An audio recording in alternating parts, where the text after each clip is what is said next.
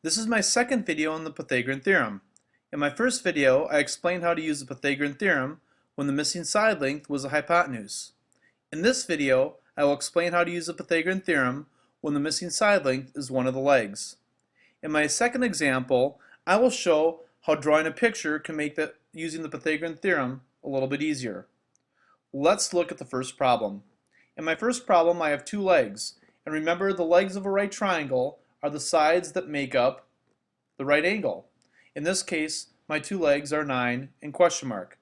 The hypotenuse is the long leg of a right triangle, and that's the side opposite the right angle. And in this case, my hypotenuse is 15 centimeters long. Now, it doesn't matter if 9 is going to be A or B, and it doesn't matter if the question mark is A or B. One is going to be A and the other is going to be B. It doesn't matter which is which. So the first thing I do when I solve a problem like this is I write down the formula. So a squared plus b squared equals c squared is the formula for the Pythagorean theorem. The next thing I do is I replace a, b, and c, or substitute the values in for a, b, and c, and solve the problem. So I know that 9 is either a or b, and the question mark is the other one.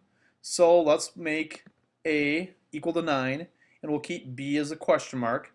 And then 15 is going to be my c. So 9 squared plus b squared is equal to 15 squared. Next, I'll start to solve them by squaring 9 and 15. 9 squared is 81, plus b squared is equal to 225, because 225 is 15 squared.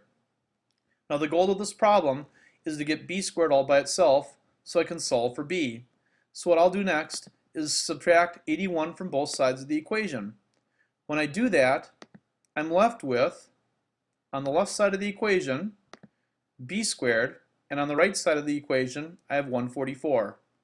The last step to solve this is to take the square root of both sides.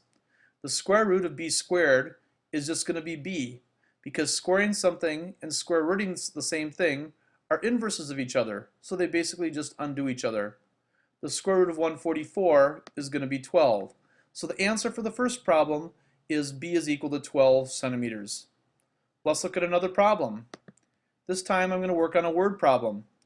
The bases on a baseball diamond are 90 feet apart. After a player grounds out, the first baseman tries to throw behind a runner at third base who rounded the base a little too aggressively. How far does the first baseman have to throw the ball from first to third base? Now whenever I have word problems, I think it's always helpful to draw a picture.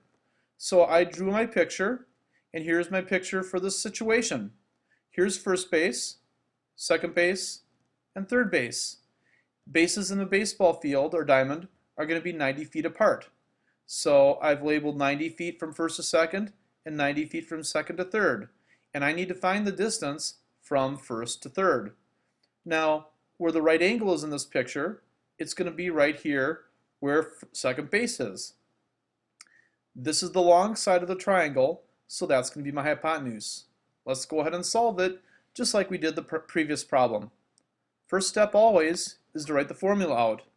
A squared plus b squared is equal to c squared. Next, I'm going to substitute or replace my values for a and b and c. Well, I don't know my value for c, but I do know a and b are 90. So 90 squared plus 90 squared is equal to c squared. Then I'll square 90, and I'll get 8,100 plus 8,100 is equal to c squared. Then I'll add 8,100 with 8,100 and get 16,200 is equal to c squared. And then the last step is to take the square root of both sides. And when I do that, the square root of c squared is going to be c, and the square root of 16,200 is approximately 127.28. So the answer for this problem is going to be 127.28 approximately feet.